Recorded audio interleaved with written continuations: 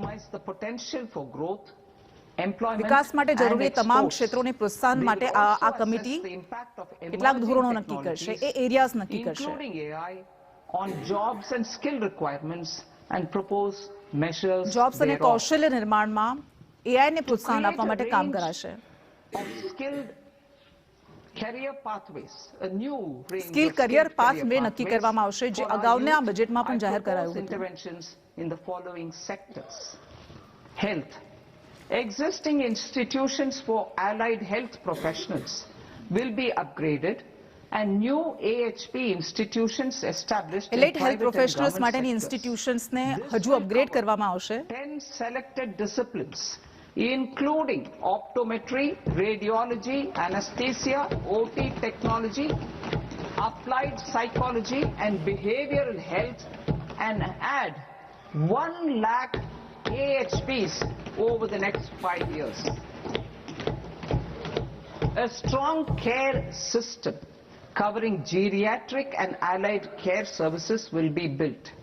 A variety of NSQF aligned programs will be developed to train multi-skilled caregivers, combining core care and allied skills such as wellness, yoga, and operation of medical assistive devices.